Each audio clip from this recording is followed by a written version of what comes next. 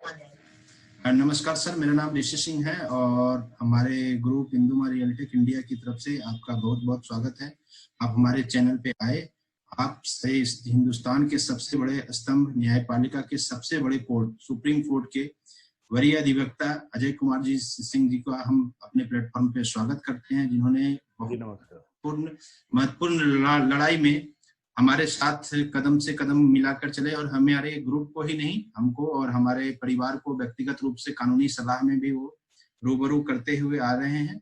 और जिन्होंने बहुत सारे केसेस में काफी सारे इंडिया के बहुत सारे केसेस जो सुप्रीम कोर्ट में आती है उस पे वो डायरेक्टली इनडायरेक्टली रूप से इन्वॉल्व होकर आगे लेके जाते हैं। और हम लोगों को भी एक दिल्ली एनसीआर में एक बहुत बड़े सपोर्ट के रूप में आप कार्य करते हैं। इसके लिए हम सब आपका आभारी भी हैं और हम सब चाहते भी हैं कि आप ऐसे ही हमारे प्रांत को, हमारे देश को आप ऐसे ही सुप्रीम कोर्ट में योगदान देते रहें और अच्छी न्याय व्यवस्था दिलवाने में आप जो है हमेशा सदैव से आगे रहे। और सिर्फ लॉ कानून के आधार पे नहीं, आप एक इमोशनल आधार पे भी सभी व्यक्तियों को व्यक्तिगत रूप से सपोर्ट करते आ रहे हैं। इसके लिए हमारा चैनल, हमारी संस्था आपको तहे दिल से शुक्रिया अदा करती है। और आपसे हम जानना चाहेंगे कि कुछ विषय के बारे में आप अपना परिचय खुद दें और कुछ सब्जेक्ट के बारे में हम आपसे डिस्कशन करना चाहेंगे। बहुत बहुत आभार। जी ऋषि जी नमस्कार। आप एक बहुत ही सफल और बहुत ही अच्छे व्यक्ति हैं। आप अपने बिजनेस में जितना अच्छा कर रहे हैं उतना ही अच्छा आप व्यक्तित्व भी रखते हैं। ऐसा है ऋषि जी कि हम मूलतः बिहार के रहने वाले हैं। बिहार में एक सासाराम जगह है, वहाँ मेरा जन्म स्थान है। वहाँ से मैं काशी हिंदू विश्वविद्यालय से लॉ करने के बाद मैं दिल्ली आया और भारतीय सर्वोच्च न्यायालय में मैंने अपनी प्रैक्टिस स्टार्ट की। यहाँ पे हम लोग सिविल और क्रिमिनल दोनों साइड में प्रैक्टिस स्टार्ट की। अपने सीनियर के तत्वाधान में, उनके देख रेख में हम लोगों ने अपने जीवन को आगे बढ़ाया। आज पूरे 15 साल पूरे हो गए इस दिल्ली शहर में। और इसी बीच में हमने भारतीय सर्वोच्च न्यायालय द्वारा ली गई एडवोकेट ऑन रिकॉर्ड की परीक्षा भी पास की और आज मैं as a advocate on record Supreme Court में काम कर रहा हूँ। ऋषि जी, इससे ज्यादा आप कई चीजों को बता चुके हैं। अब आगे जहाँ तक बात है प्रोफेशन की, जहाँ तक बात है व्यवस्था की, जहाँ तक बात है कानून की और उसमें सारी व्यवस्थाओं में सुप्रीम कोर्ट की भूमिका की, तो इसमें कहीं दो राय नहीं है कि आज जो डेमोक्रेसी में, प्रजातंत्र में हम लोग तीसरी पिलर मानते हैं, तो सुप्रीम कोर्ट अपनी भूमिका भी पूरी तरह से निभा रही है। और हर उन जरूरत की जगहों पे जुडिशियल रिव्यू के माध्यम से, रीट के माध्यम से, डायरेक्शंस के माध्यम से सरकार को और देश की जनता को उचित मार्गदर्शन देने का प्रयास करती है। इसके लिए बहुत बहुत धन्यवाद। सर, मैं आपसे जानना चाहूंगा, क्योंकि मेरा हमेशा से ये मानना रहा है कि जब हम एजुकेशन लाइफ में थे और इलाहाबाद यूनिवर्सिटी, कानपुर यूनिवर्सिटी से मेरा एजुकेशन हुआ है, लेकिन इलाहाबाद में मैं काफी दिनों तक रहा हूँ और लॉ करने की भी हमारी इच्छा थी, लेकिन किसी ना किसी कारण से वो चीजें छूट गई और एजुकेशन बैकग्राउंड की तरफ मैं बढ़ गया। और एजुकेशन बैकग्राउंड से बढ़ते बढ़ते नोएडा जैसे क्षेत्र में रियल एस्टेट में कार्यरत हूँ, जैसा आपको अवगत भी है और कई बार हम लोग में चर्चा भी करते आ रहे हैं। कई मैटर पे मैंने आपसे कानूनी सलाह भी लेने की कोशिश की है और आपने उचित वक्त पे बताया भी है। तो सर, रियल एस्टेट को कैसे देखते हैं? क्योंकि मैं रियल एस्टेट से हूँ, तो मैं वैसा ही सवाल आपसे कोशिश करूंगा आपके माध्यम से जानने के लिए कि एक कोरोना का समय आ गया है और गवर्नमेंट ऑफ इंडिया ने 2022 में आम लोगों की, पब्लिक को अनाउंस कर चुकी है कि आम लोगों को सबको हम घर देंगे और उसका भी अनाउंस किया है और पब्लिक प्राइवेट पार्टनरशिप के माध्यम से वो देने के लिए प्रयासरत भी है। और कोरोना से पहले और कोरोना के बाद का रियल एस्टेट कैसे देखते हैं आप सर? इसके बारे में बताएं तो हमारे दर्शकों को। जी ऋषि जी, आप देश के उस व्यवस्था के एक पार्ट हैं जो नागरिकों का, देश के लोगों का मूलभूत आवश्यकता है। जैसे हम लोग बोलते हैं कि रोटी, कपड़ा और मकान। तो भोजन और कपड़ा के बाद तो अगर इसी जो रोटी, कपड़ा और मकान है, इसी फॉर्मेट में अगर देश के जो पॉपुलेशन है उसको रोजगार भी देता है। इस देश में सबसे ज्यादा लोग कृषि क्षेत्र में कार्यरत हैं। उसके बाद जो सबसे लार्जेस्ट इंडस्ट्री है वो टेक्सटाइल की है, जैसे कपड़ा बनाती है। और जो तीसरी सबसे बड़ी इंडस्ट्री है एग्रीकल्चर, टेक्सटाइल के बाद वो रियल एस्टेट। तो रियल एस्टेट दो तरह से सपोर्ट करती है लोगों को, एक रोजगार मुहैया कराती है और दूसरा उनको रहने के लिए घर उपलब्ध कराती है। तो आप वैसे फील्ड में काम करते हैं जो कि देश के नागरिकों के, देश के लोगों के, सभी लोगों के लिए सबसे मूलभूत आवश्यकता है। अब जहां तक बात है, आप ऐसे सेक्टर की बात कर रहे हैं जो तीसरा सबसे लार्जेस्ट एम्प्लॉयमेंट जनरेटर है, उस पर कोरोना का क्या इम्पैक्ट होगा, उसके लीगल क्या कॉन्सिक्वेंसेस होंगे। तो थोड़ा सा ये अपने इंडस्ट्री को हम लोग थोड़ा पीछे से देखना शुरू करें। पहले कंप्लीटली अनऑर्गेनाइज सेक्टर था, इसकी कोई व्यवस्था नहीं थी, कहीं कुछ नहीं था, जिसको जैसे मर्जी वैसे सेक्टर को लेके आगे बढ़ रहे थे। ज्यादा से ज्यादा हाई कोर्ट और सुप्रीम कोर्ट उसको मॉनिटर करती थी, किसको क्या हो रहा है, कुछ प्रॉब्लम्स होती थी तो उसको हम लोग नेशनल कंज्यूमर कमीशन और नेशनल कमीशन के थ्रू देखते थे। लेकिन सरकार ने जब इसकी जरूरत महसूस की कि इसमें काफी, इसको टोटल पूरे रियल एस्टेट सेक्टर को एक डिफरेंट सेक्टर, एक कंप्लीट सेक्टर बनाना है जिसका कि हर चीज अपना हो, तो उसके लिए भारत सरकार ने इसमें पहल किया और एक रेरा कानून लेकर आया, जो real estate regulation and development act. इसका जो नाम ही है बड़ा इंपॉर्टेंट है, रेगुलेशन एंड डेवलपमेंट। इसमें दोनों चीजें हैं, एक तरह से गवर्नमेंट इसको रेगुलेट करना चाह रही थी और दूसरी तरफ से एक अनवरत विकास के लिए इसको डेवलपमेंट भी होना चाहिए, इसको रुकना नहीं चाहिए, क्योंकि सबसे बड़ा एम्प्लॉयमेंट जनरेटर भी है। तो इसको लेके आई 16 में, कुछ को 16 में इंप्लीमेंट किया, कुछ को 2017 में इंप्लीमेंट किया। इंप्लीमेंट करने के बाद इंडस्ट्री अभी ग्रो कर रहा है, ऑर्गेनाइज होकर के रेगुलेट होने के बाद थोड़ा समय लगता है किसी भी इंडस्ट्री को। जब भी रेगुलेट होता है कोई भी इंडस्ट्री तो उसको थोड़ा सा मैच्योर होने में टाइम लगता है। तो अभी जस्ट रियल एस्टेट मैच्योर होने की तरफ बढ़ रहा था। इसी बीच में जीएसटी का इम्पैक्ट हुआ, तो उससे भी थोड़ी चीजें अव्यवस्थित हुई, फिर से व्यवस्थित होने का प्रयास किया। तभी इसी बीच अभी जैसे स्टार्ट आगे बढ़ा तब तक से इस महामारी का प्रकोप आ गया। कोरोना पैंडेमिक ने सबको एक मतलब पूरी दुनिया को रोक दिया एक तरह से। ये पहली बार हुआ, पहले के कोई अभी हम लोग के पास लिटरेचर अवेलेबल नहीं है कि पूरी दुनिया एक साथ रुक जाए, सब चीज रुक जाए। तो वैसे ही कोरोना का इम्पैक्ट पड़ा। अब कोरोना के इम्पैक्ट से क्या हुआ? पहली चीज कि जितने रियल एस्टेट सेक्टर के प्रोजेक्ट्स हैं सब डिले हो गए। गवर्नमेंट भी मान करके, भारत सरकार ने भी 6 मंथ का समय दिया है, कई कंट्रीज ने 1 साल का समय दिया, एक्सटेंड किया है। तो ये तो आप मान के चलिए कि 6 महीने के लिए हमारी प्रोजेक्ट, हमारे सेक्टर जो है रियल एस्टेट सेक्टर, वो पूरी तरह से डिले हो गया। दूसरी चीज कि अभी इसमें मैच्योरिटी नहीं आई थी, रेगुलेशन अपना पूरी तरह से काम करना स्टार्ट नहीं किया था। अगर आप रेरा एक्ट को देखेंगे तो बहुत ही ऑर्गेनाइज तरीके से सारे पहलुओं को देखते हुए उसको बनाया गया है। ये बायर्स के फेवर में है, ये प्रोमोटर्स के भी फेवर में है और ये गवर्नमेंट के भी फेवर में है। गवर्नमेंट को रेवेन्यू चाहिए तो जितना ही रेगुलेशन होगा उसको उतना ही रेवेन्यू आएगा। इस तरह से कोरोना से हर चीजें थोड़ा 6 महीने पीछे चली गई, ये सरकारी आंकड़ा के अनुसार। इसका इम्पैक्ट कितना होगा, ये कैसे और ज्यादा प्रभावित होगा, अगर ये पैंडेमिक आगे खींच के जाता है इसका इम्पैक्ट और ज्यादा। इसमें तो कहीं दो राय नहीं है कि रियल एस्टेट सेक्टर पे कोरोना का इम्पैक्ट नहीं।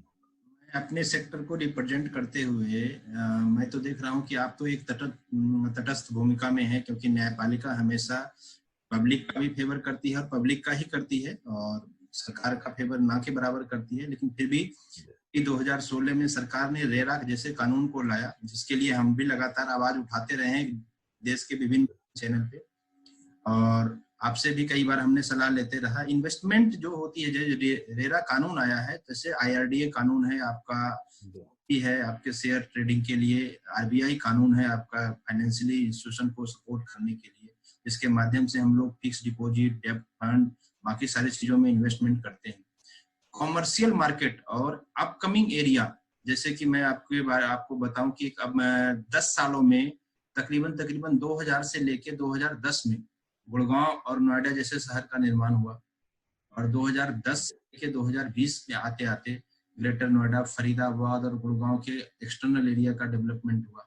वैसे ही एक बहुत बड़ा अनाउंसमेंट गवर्नमेंट के द्वारा किया गया है उसमें कहाँ तक की सच्चाई है, क्योंकि एज ए लॉ जानकार आप जरूर बता पाएंगे, जो कि यमुना एक्सप्रेसवे पे जेवर एयरपोर्ट के रूप में एक बहुत बड़ा सेक्टर को, एरिया को डेवलप करने की बात कही जा रही है गवर्नमेंट से।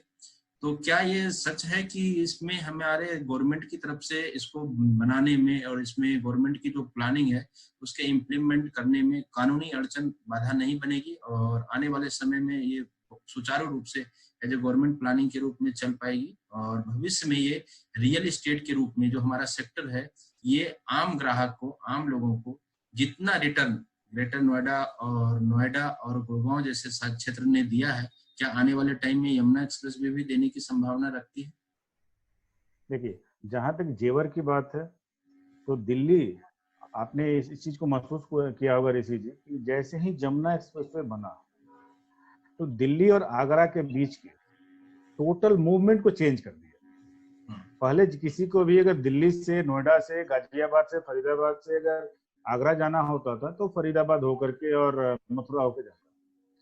तो पहली चीज जो यमुना एक्सप्रेसवे है उसने पूरे रूट को चेंज कर दिया, एक ग्रीनफील्ड हाईवे बना। अब गवर्नमेंट ने प्लान किया, क्योंकि पॉपुलेशन बढ़ रहा है, शहर को और एक्सपैंड करना है, तो गवर्नमेंट फेज वाइज में करती है, एक प्रोजेक्ट थोड़ा दूर लेके आती है। उससे क्या होता है कि उस प्रोजेक्ट और बीच की जो लास्ट रेजिडेंशियल एरिया है उसके बीच के एरिया में डेवलपमेंट होता है। तो गवर्नमेंट ने फिर वही काम किया है कि दिल्ली के आसपास में सेकंड एयरपोर्ट के रूप में, जहां तक जेवर एयरपोर्ट की बात है, तो हर तरह का एनवायरमेंटल क्लियरेंस से लेकर हर तरह से कानूनी प्रक्रिया पूरी कर दी है।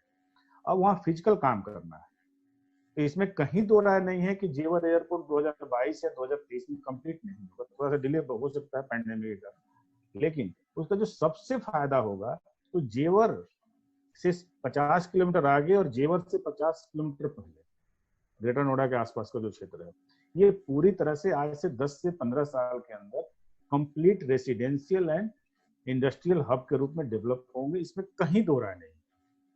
कहीं भी गवर्नमेंट प्लानिंग करती है तो इसी प्रोस्पेक्टिव को ध्यान रखते हुए उसके पोटेंशियल को चेक करती है कि यहाँ क्या कितनी पोटेंशियल है। तो वहां से दो चीजें हैं, एक तो एयरपोर्ट, एयर कनेक्टिविटी, और दूसरी जो दिल्ली और ईस्टर्न इंडिया के बीच में जो पहले यमुना एक्सप्रेसवे बना, उसके बाद आगरा से लेकर लखनऊ हाईवे बना, अब लखनऊ से यूपी गवर्नमेंट उसको पूर्वांचल एक्सप्रेसवे ले जाकर बिहार बॉर्डर तक ले जा रही है। तो अब जेवर एयरपोर्ट को ऐसे मत देखिए, अब जेवर एयरपोर्ट को आप बिहार से कनेक्ट करके देखिए। अब बिहार से कोई भी आदमी इलाहाबाद, कानपुर होके नहीं आएगा, वो जो मूवमेंट करेगा दिल्ली के लिए तो सीधा पूर्वांचल एक्सप्रेसवे पकड़ेगा, लखनऊ आएगा, आगरा आएगा, और फिर यही जेवर एयरपोर्ट के बगल से वो दिल्ली आएगा। रोड ट्रांसपोर्ट की बात कर रहा है। इसके साथ साथ डीएफसीसी का भी काम चल रहा है, तो एक इंडस्ट्रियल कॉरिडोर भी डेवलप कर रहा है। तो एक इंडस्ट्रियल कॉरिडोर, एक मतलब one of the biggest airport, और उसके साथ साथ एक सुपर हाईवे, ये तीनों चीज जब कनेक्ट होकर एक साथ जब कंप्लीट होगा तो आप समझिए कि यहाँ पे जो ग्रोथ होगा ये सबसे फास्ट होगा, और जब ग्रोथ फास्ट होगा तो इन्वेस्टमेंट वहां प्रोटेक्ट। कानून के साथ साथ आपको सर ज्योग्राफिकल नॉलेज बहुत अच्छा है इस सेक्टर के बारे में और इस एक्सप्रेसवे के बारे में। सर आपसे जाते जाते एक आखिरी सवाल यही पूछूंगा कि गवर्नमेंट की पॉलिसी के कारण कई हमारे डेवलपर मित्र और कई हमारे साथी जो काम करने वाले लोग हैं, और जो हमारे कई हमसे पहले भी जिन्होंने डेवलपिंग इंडिया की शुरुआत की थी, तो कई सारे लोगों को उसमें महत्वपूर्ण नाम भी आते हैं, जैसे आम्रपाली हो गया, जेपी हो गया, बाकी और भी यूनिटेक है, कई सारे डेवलपर हैं और छोटे छोटे कई डेवलपर हैं जो रेरा कानून आने के पहले के डेवलपर हैं, जिनको कि बाय डिफॉल्ट किसकी गलती, पॉलिसी की गलती या सिस्टम की गलती या गवर्नमेंट की गलती या उस व्यक्तिगत लोगों की गलती है, उस डेवलपर की गलती है, किसी ना किसी कारण से उनको सुप्रीम कोर्ट के द्वारा, हाई कोर्ट के द्वारा, लोअर कोर्ट के द्वारा सजा दी गई और वो लोग आज जेल में हैं। लेकिन उसके बावजूद भी रियल एस्टेट अनवरत बढ़ता जा रहा है। तो आप से एक क्या डिमांड ऐसी की जाए कि आने वाले टाइम में ग्राहक को भी भरोसा हो हमारे सेक्टर के ऊपर, रियल एस्टेट सेक्टर के ऊपर, और गवर्नमेंट का भी भरोसा बढ़े, क्योंकि जेल में डालना सॉल्यूशन नहीं है, क्योंकि जेल में डालने से करीब करीब, अभी मैं आंकड़ा बताऊं तो कई लाख लोगों ने जो इन्वेस्टमेंट किया है उनके पास अब कोई भी चारा नहीं बची है। अभी एनबीसीसी ने गवर्नमेंट ने, सुप्रीम कोर्ट पीसीसी को ऑर्डर दिया बिल्डिंग बनाने के लिए। तो ये इन सब चीजों को आप कैसे देखते हैं, एज ए कानून के जानकार होने के नाते इन सब चीजों को कैसे देखते हैं, और हम आपकी तरफ से, आपके माध्यम से गवर्नमेंट से हम क्या ऐसी क्या चीज का डिमांड कर सकते हैं जिससे गवर्नमेंट को ये बातें पहुंचे और आम ग्राहक को, आम लोगों को जो उसका हार्ड एंड मनी लगा हुआ है किसी भी प्रोजेक्ट में, उसको बेनिफिट पहुंच पाए। देखिए ऋषि जी, हमें अपने पूरे सेक्टर को और चीजों को दो पार्ट में बांटना होगा इसके लिए। एक प्री रेरा, एक पोस्ट रेरा। जो भी प्रोजेक्ट है प्री रेरा, रेरा आने से पहले वो कंप्लीट अनऑर्गेनाइज है, जिसको मैंने पहले ही बताया था। उसमें कई तरह की लोगों के द्वारा भी कमियां थी, डेवलपर के पार्ट से भी कमियां हुई, कई तरह के क्लियरेंस के पार्ट से कमियां हुई। तो वो एक तरह से उसको अगर हम बात करेंगे तो उसमें कोर्ट अपना काम कर रही है, जिसको गलत पा रही है उसको जेल भेज रही है। लेकिन अब वो चीजें नहीं होगी, एकदम 100% नहीं होगी, नॉट 99%। क्योंकि अब पहले दिन से जब एक प्रोजेक्ट स्टार्ट होगा, वो तो रजिस्टर्ड होगा, रजिस्टर्ड होने के बाद उसका अकाउंट होगा, उस अकाउंट से रेरा के नॉर्म्स के तहत पैसे निकाले जाएंगे, मिनिमम लिक्विडिटी उसमें बनी रहेगी। तो अब प्रोजेक्ट डिले होने का कोई चांस नहीं है। दूसरी चीज कि गवर्नमेंट को भी इतने दिनों में ये समझ में आ गया कि किस किस पार्ट में किस किस कारण से डिले ज्यादा होता है। कई चीजें गवर्नमेंट का भी रोल होता है, कई बार कुछ नेचुरल क्लैमिटीज होता है, कुछ गवर्नमेंट का चेंज ऑफ लॉ जिसको हम लोग बोलते हैं कि डॉक्ट्रिन ऑफ फ्रस्ट्रेशन लागू होता है कि अचानक से लॉ चेंज, सारी चीजें बदल जाती है। अब जैसे इसका बेस्ट एग्जांपल है कि दिल्ली के आसपास देखेंगे कि सारे बिल्डर्स ने अपने इन्वेस्टमेंट कर दिए और all of sudden supreme court ने कहा कि आप 5 किलोमीटर या 1 किलोमीटर के रेंज में जमुना के ये बर्ड सेंचुरी है, यहाँ आप कंस्ट्रक्शन नहीं कर सकते। तो वहाँ कई प्रोजेक्ट होल्ड हो गए। अब एक चीज कि सारी चीजें रेरा के तहत रजिस्टर्ड होगी, इन्वायरमेंटल क्लियरेंस होगा उसका, प्रोजेक्ट जो उसके कवर में आते हैं। और आगे देखिए अब हमारी सेक्टर मैच्योरिटी की तरफ बढ़ रही है। रेरा अब 5 साल के अपना टाइम पूरा कर रहा है। अब देखिएगा पेंडेमिक के बाद कि आने वाला कोई भी प्रोजेक्ट पिछले प्रोजेक्ट के तहत न तो डिले होगा और न ही किसी तरह की परेशानी आएगी। अब हमारा पूरा सेक्टर मैच्योर्ड हो रहा है, सबका इन्वेस्टमेंट कंप्लीटली प्रोटेक्टेड होंगे और कहीं से भी कोई भी, मुझे नहीं लगता है कि रेरा कानून को पूरी तरह से लागू कर जैसे किया गया है 2 फेज। आप देखिए एक और इंपॉर्टेंट चीज देखिए कि गवर्नमेंट ने भी इस कानून को 2 फेज में लागू, आधे को 2016 में लागू किया, आधे को 2017 में लागू। मतलब इंडस्ट्री को भी थोड़ा टाइम दिया, लेकिन क्योंकि रेगुलेशन था, रेगुलेशन के कारण कई जो अनऑर्गेनाइज तरीके से जो लोग काम कर रहे थे, जो डेवलपर थे, उनको ज्यादा परेशानी आई। लेकिन अब ऐसा कुछ नहीं होने वाला है। अब सबका देखिएगा कि इन्वेस्टमेंट प्रोटेक्टेड होगा हर तरीके से। गवर्नमेंट के फेज के साथ साथ गवर्नमेंट के नॉर्म्स में भी गवर्नमेंट ने भी चेंज किए, अपने जो भी रेगुलेशन थे उसको बदले हैं। उसके साथ साथ पब्लिक, जब एक बार पब्लिक को सब चीजें, अब आज के डेट में आपके ऑफिस में कोई पब्लिक आती है तो क्या पूछती है कि आप रेरा रजिस्टर्ड है कि नहीं। दैट मीन्स कहीं ना कहीं पब्लिक को रेरा पे फेथ हो गया। अगर रेरा में रजिस्ट्रेशन है तो चीजें अच्छी होंगी। तो ये जैसे जैसे अवेयरनेस बढ़ रहा है वैसे वैसे फेथ बढ़ेगा। जब पब्लिक का फेथ बढ़ेगा तो इंडस्ट्री अपने आप ग्रो करेगी। सर अब बिल्कुल आखिरी सवाल की तरफ हम लोग बढ़ चुके हैं और आपने बहुत अच्छा समय दिया मुझे, तकरीबन आधे घंटे का समय दिया। जाते जाते आपसे मैं, सर मेरे लिए क्या आदेश है आपका, क्योंकि आप सबसे बड़े कोर्ट में हैं, और मेरे लिए क्या आदेश है, मैं किस तरीके से इस सेक्टर को as a consultant, as a developer, as a speaker किस तरीके से इस सेक्टर को रिप्रेजेंट करूं और आम लोगों तक, आम लॉबी तक जो लोग हैं जो इस सेक्टर से जुड़ना चाहते हैं, उसके लिए मेरे लिए क्या दिशा निर्देश है, उसके बारे में बोलते हुए मैं अपनी बात को समाप्त करूं। सर देखिए आप एक प्रोफेशनल हैं, एक मैनेजमेंट गुरु भी हैं और लोगों के एक अच्छे मोटिवेटर भी हैं। तो मैं यही रिक्वेस्ट करूंगा कि एक बार थ्रू आउट रेरा को देख लीजिए। एज ए लीगल एक्सपर्ट मैं यही एडवाइज करूंगा कि रेरा को जब आप सेक्शन 1 से लेकर लास्ट सेक्शन तक देख लेंगे तो फिर आपको हमारे पार्ट से कोई बताने की जरूरत नहीं। आप खुद ही अपने आप में सक्षम है और लोगों को अच्छे मोटिवेट करते हैं। मैंने भी कई सारे वीडियोज आपके देखे हैं। You are a very good motivator also. तो उसमें मैं आपको क्या बताऊंगा, बस मैं यही कहूंगा कि कई चीजें हैं, अगर और भी कोई लीगल कॉम्प्लिकेशन आता है तो हम लोग शेयर कर सकते हैं। जी बहुत बहुत धन्यवाद सर, आपका आना और हमारे चैनल पे आपने अपनी बात रखी, इसके लिए बहुत बहुत धन्यवाद। थैंक यू बहुत बहुत।